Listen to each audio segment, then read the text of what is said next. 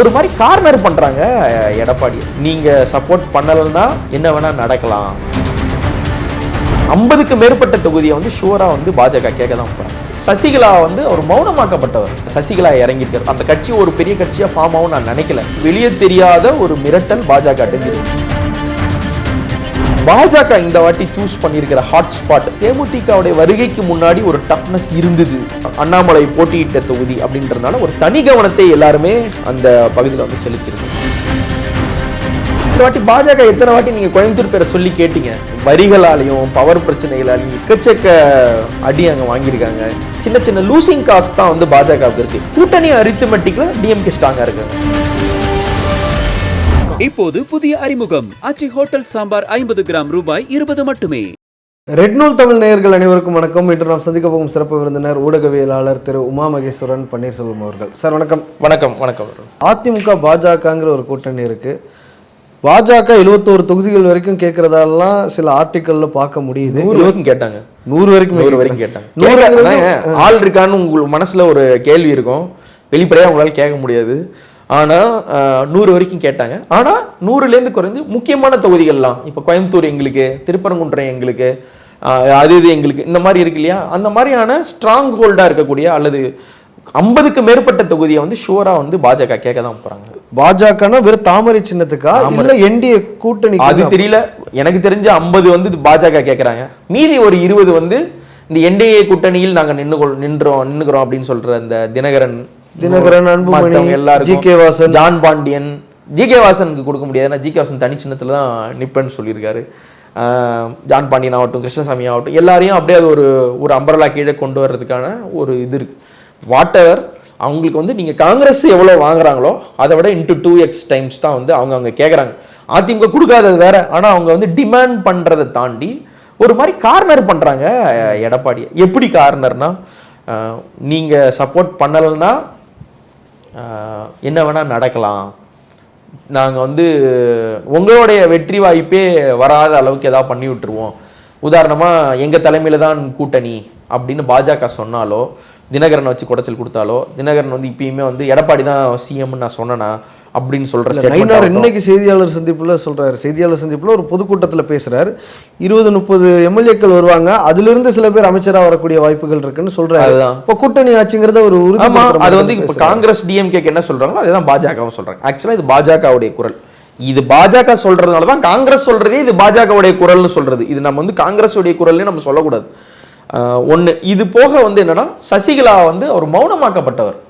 நீங்க எதுவும் பேசாதீங்க, இப்போ உங்க ஒர்க்கை மட்டும் பாருங்க, பாலிடிக்ஸ் வர முடியாது. 2027 ஜனவரி வரைக்கும் அவங்க கண்டஸ்டும் பண்ண முடியாது. முதல்வராக போறவங்கள ஜஸ்ட் தூக்கி ரெய்டு, டிபார்ட்மெண்டல் நடவடிக்கைகள்லாம் பண்ணிட்டு பாஜகவால் மௌனமாக்கப்பட்டவர். இப்ப திடீர்னு எந்த தைரியத்தில் சசிகலா இறங்கியிருக்காரு. அந்த கட்சி ஒரு பெரிய கட்சியா ஃபார்ம் ஆகும் நான் நினைக்கல. ஆனால் நான் எப்படி அவதிக்கு உள்ளாக்கப்பட்டேன், எப்படி எனக்கு வந்து பரோல் கொடுக்கல, என்னுடைய கணவனை முடியாமல் இருக்கிற நேரத்தில் கூட என்னை பார்க்காம எப்படி விட்டார் அப்படின்னு ஒரு தேவர் கம்யூனிட்டியை சேர்ந்த ஒரு பெரிய லீடர் ஒருத்தவங்க இந்த மாதிரி வந்து ஒரு எலெக்ஷன் சமயத்தில் சொல்றது என்ன எதிர்வினை ஆற்றும் என்பது பாஜகவுக்கு தெரியும். அப்படி இருந்தும் கூட இது அலோவ் பண்ணப்பட்டிருக்குன்னா, நீங்க எங்களுக்கு நாங்க கேட்குற சீட்டை நீங்க கரெக்டாக அலோகேட் பண்ணலன்னா எந்த எக்ஸ்ட்ரீமிட்டிக்கும் போவோன்னு ஒரு வெளியே தெரியாத ஒரு மிரட்டல் பாஜக. 2021 சசிகலா அவர்கள் போட்டியிலிருந்து விலகினத்துக்கும் இப்ப நான் கட்சி ஆரம்பிக்கிறேன்னு சொல்றதுக்கும் பின்னாடி பாஜக இருக்குன்னு எடுத்துக்கலாமா, ஒரு கணக்கு இருக்குன்னு எடுத்துக்கலாமா? அவங்களால வந்து ஓட்டு பர்சன்டேஜ் எல்லாம் மாற்ற முடியாதுங்க. ஆனா அந்த பெர்செப்ஷன் பாலிடிக்ஸ்ல அவங்க உள்ள இல்லைன்னு சொன்னதும் இருக்கேன்னு சொல்றதும் சின்ன அளவுலையாவது ஒரு அதிர்வுகள் ஏற்படுத்தும். அட்லீஸ்ட் வந்து இப்போ கேஸ்ட் பேஸ்ட் ஓட்டர்ஸ் அல்லது அந்த கேஸ்ட் பாக்கெட்ஸ் எல்லாம் இருக்கும் இல்லையா, தேவர் கம்யூனிட்டியோட ஓட்டை வந்து இன்ஃப்ளூயன்ஸ் பண்ணுறதுல ஒரு மிக முக்கியமான ரீசனாக இருக்கும். இப்போது தினகரன் உள்ளே வந்ததுனால இவங்களுக்கு வந்து அதுவரை இல்லாத ஒரு தேவர் கட்சியாக இருந்த அதிமுக வந்து இவர் கவுண்டர் மயமாக்கிட்டாரு அப்படின்னு ஒரு குற்றச்சாட்டு இருந்தது. அந்த ஒரு பிரச்சனை ஓடுச்சு.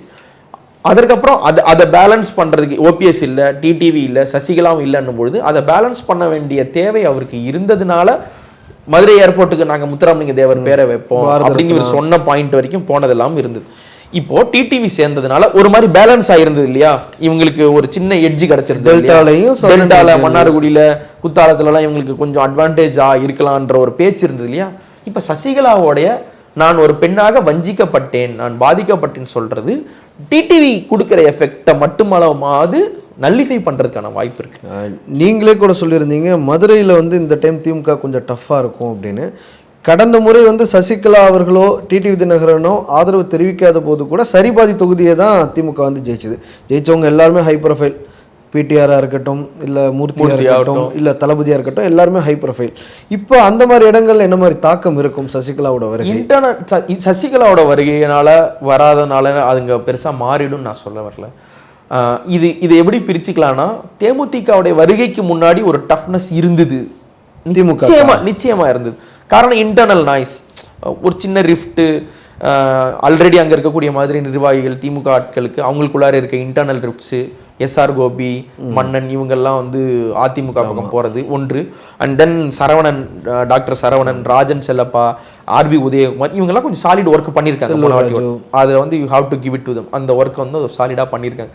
இது எல்லாம் ஒன்று இருந்தது. ஆனால் இப்போ தேமுதிகவோட வருகை வந்து என்ன ஆகுதுன்னா, இப்போ சேடப்பட்டி மணிமாறன் இருக்காருன்னா திருமங்கலம் தொகுதியில் இன்னும் அந்த அந்த ரீஜனில் வந்து நாயுடு ஓட்ஸை செக்யூர் பண்ணுறதுக்கு தெலுங்கு ஸ்பீக்கிங் கம்யூனிட்டியோட அந்த அங்கேருந்து தான் விருதுநகர், கோயில்பட்டி எல்லாம் அந்த பாயிண்ட் ஸ்டார்ட் ஆகிற இடம் அங்கே தான்.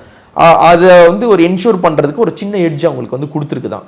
ஆனாலும் கூட இந்த பாஜக இந்த வாட்டி சூஸ் பண்ணியிருக்கிற ஹாட்ஸ்பாட், எனக்கு போன எலெக்ஷனுக்கு வேல் யாத்திரை கோயம்புத்தூர் எனக்கு ஒரு பெரிய மேட்டர் பிரதேஷ். ஆமா, அதற்கு முன்னாடி வந்து மைக்கேல்பட்டியை நான் சூஸ் பண்ணிக்கிறேன், அடுத்து நான் ராம்நாடு சூஸ் பண்ணிக்கிறேன். இந்த மாதிரி ஒன்று இருந்தா இந்த வாட்டி அவங்களுக்கான ஹாட்ஸ்பாட் மதுரை. அந்த ஹாட்ஸ்பாட் வந்து மதுரை மலை மேல இருக்கக்கூடிய தர்கா, மதுரையில் நீங்க விளக்கேற்ற விடலை அப்படின்ற ஒரு புஷ் வந்து இருக்கு. அந்த ஒரு கமோஷன் இருக்கிறதுனால ஸ்ட்ராங் கேண்டிடேட்ஸ் இன்னும் பயங்கரமா வேலை பார்க்க வேண்டிய தேவை வரும்.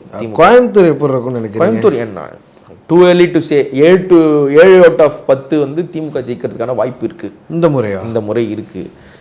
அதுவும் ஏன்னா திரும்பவும் அதே கொஸ்டின், நீங்க வேலுமணியை தாண்டி தங்கமணியை தாண்டி பெருசா அங்க இறங்கி வேலை பார்த்துருக்கக்கூடிய அதிமுக கைகள் ஆள் இல்லை.